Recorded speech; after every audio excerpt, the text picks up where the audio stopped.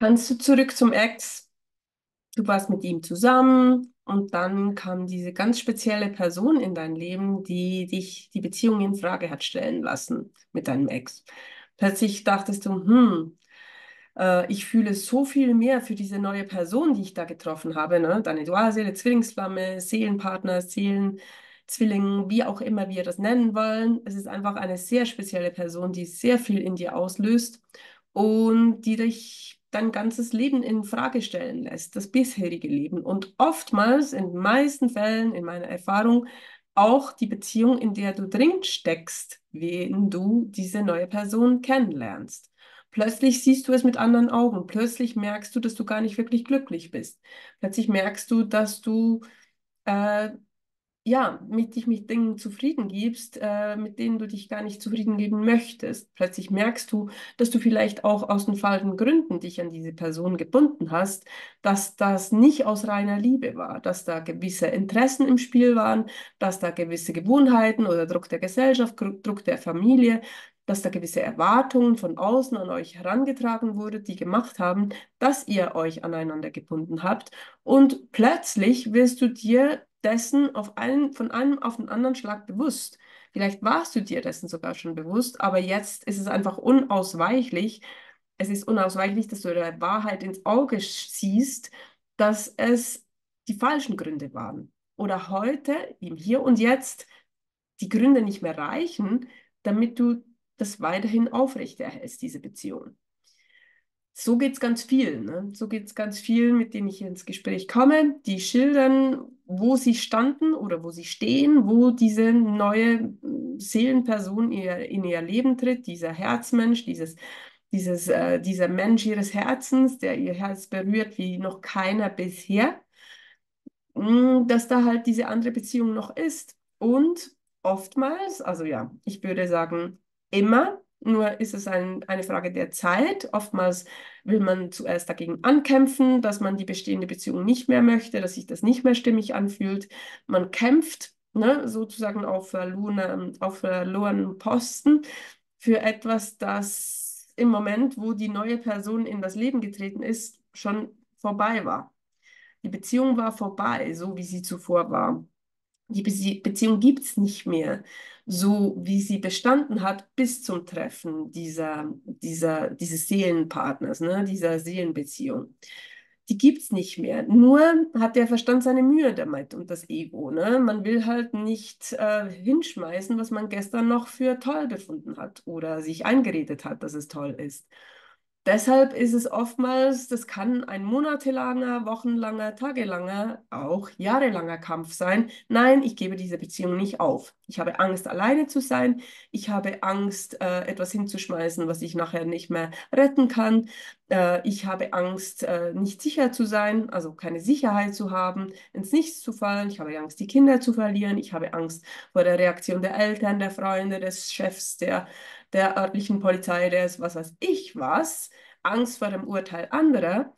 Und ich mache das nicht. Und es wird unbequemer und unbequemer und unbequemer, bis es keinen Weg mehr daraus gibt. Ich will euch damit nicht drohen, ich spreche nur aus Erfahrung.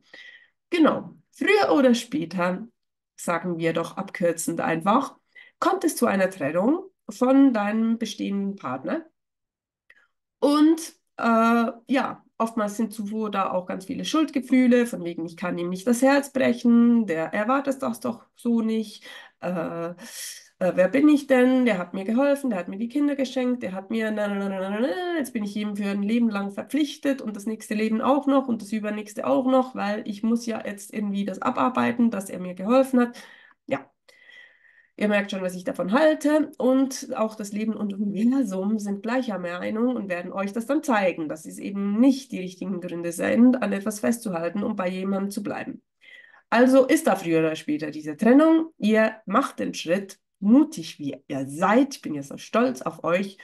Und ja, und denkt halt, hey, ne, ich trenne mich jetzt mal. Yvonne hat gesagt, das sei zu tun. Hoffentlich macht ihr es nicht deswegen. Nee, bestimmt nicht. Ähm, und ich bin dann eben mal mit meinem Seelenpartner zusammen, weil der hat sich jetzt auch getrennt oder der will sich trennen oder der ist schon Single oder tausend Optionen. und dann kommen wir zusammen. Und dann ist das oftmals eben nicht ganz so leicht, weil dazwischen noch eine kleine Transformationsreise ansteht, wo ihr ganz zu euch selber finden dürft, ohne dass ihr jemanden braucht und gleich von einer Insel zur nächsten hüpft oder von einem Provider zum nächsten, so, oh, okay, Mann ist weg, jetzt nehme ich hier den nächsten, ne? Das geht meistens nicht, weil es halt um euch geht und das werdet ihr auch noch merken im Verlauf des Prozesses.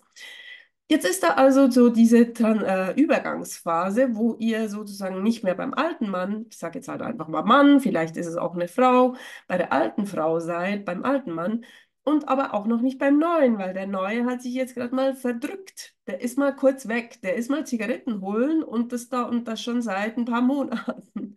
Und der kommt so schnell nicht wieder. Und ich so, ihr so, ups, jetzt bin ich plötzlich ganz allein, jetzt bin ich ausgezogen, habe endlich alles in die Wege geleitet, Scheidung läuft, ne? Und jetzt ist der Neue aber nicht gerade zur Stelle. Und jetzt hatte ich gestern wieder so ein nettes Gespräch mit meinem Ex. Wir verstehen uns einfach gut, da ist so viel Vertrautheit, da sind die Kinder, da ist diese Verbindung, da ist die gemeinsame Geschichte. Na, wir gehen doch am besten einfach zurück. Zurück zum Ex. Geht das? Versucht es doch einfach mal. Ich kann berichten von Leuten, die es versucht haben. Ja, ihr merkt schon. Versucht es doch einfach mal. Das Ziel ist ja, dass ihr zu euch findet. Und dieses Zurück, ein Zurück, ne? Das Leben geht nach vorne, nicht zurück. Ich sage nicht, es ist ausgeschlossen, dass Leute wieder zusammenkommen, gerade Seelenpartner. Aber in diesen Fällen, ihr stellt euch das schon richtig vor, ne, da ist einfach nicht mehr die gleiche Situation wie zuvor. Und auch der Komfort des jemanden haben, des zumindest nicht alleine sein, reicht nicht aus, um eine Beziehung funktionsfähig zu halten und innig zu halten und den Schein zu wahren und der Gesellschaft was vorzuspielen, euch gegenseitig was vorzuspielen, euch selber was vorzuspielen. Es wird schwierig. Deshalb meine Meinung, könnt ihr zurück zum Ex? Hey, ihr seid frei, nur weil ich was sage, heißt es nicht, dass ihr das machen müsst. Tut es doch einfach, wenn ihr denkt, das ist die Lösung. Ne? Es braucht manchmal auch diesen Versuch. Und bis ihr vielleicht merkt, geht irgendwie doch nicht. Aber ihr musstet es machen, um zu merken, es geht nicht. Hättet ihr es nicht getan, würdet ihr vielleicht bis ans Lebensende denken, hätte ich zurück sollen. Also ist es manchmal die Lösung, zurück zum Ex zu gehen, um ihn dann ein für alle Mal zum Ex zu machen. Ich bin nicht böse, ich spreche nur aus Erfahrung. Und mit dem lasse ich euch heute und freue mich aufs nächste Video. Ich freue mich auf eure Kommentare, Komplimente, Inputs, Feedbacks, was weiß ich. Und wenn ihr mit mir arbeiten möchtet, sehr gerne unten irgendwo klicken und los geht's. Bis dann, habt euch lieb. Tschüss.